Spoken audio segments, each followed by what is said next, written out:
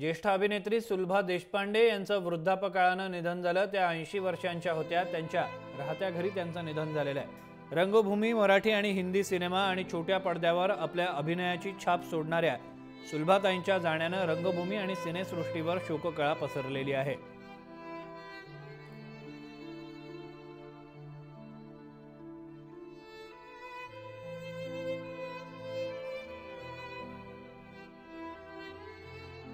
सुलभा देशपांडे यांच्या भूमिकांनी गाजलेले चित्रपट कोणते होते त्यावर आपण एक नजर टाकूया।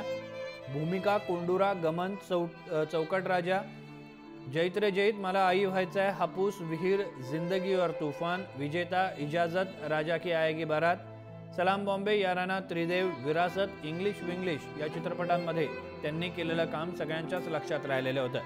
त्यांची गाजलेली नाटकं कोणती होती ती देखील आपण बघणार आहोत।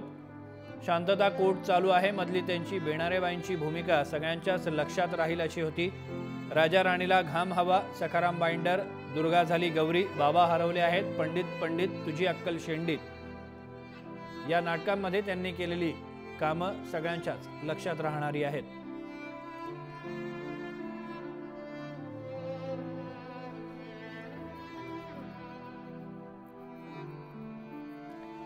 सुलभा देशपांडे यांना अनेक पुरस्कारांनी देखील गौरवण्यात आलेलं होतं, ज्यामध्ये संगीत नाटक अकादमी पुरस्कार, रंगभूमी जीवन गौरव पुरस्कार, सर्वश्रेष्ठ कला गौरव पुरस्कार, वसंतराव कानेटकर पुरस्कार, कुसुमाग्रज पुरस्कार, नानासाहेब फाटक पुरस्कार, गणपतराव जोशी पुरस्कार आणि तन्वीर सन्मान या पुरस्कारांनी त्यांना सन्मानित करण्यात आलेलं आहे।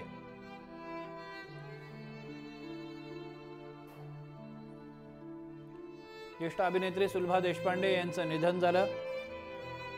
बालरंगभूमीसाठी सुलभा देशपांडे आणि अरविंद देशपांडे जे त्यांचे पती होते त्यांनी केलेलं काम हे कधीही कोणीही विसरू शकत नाही।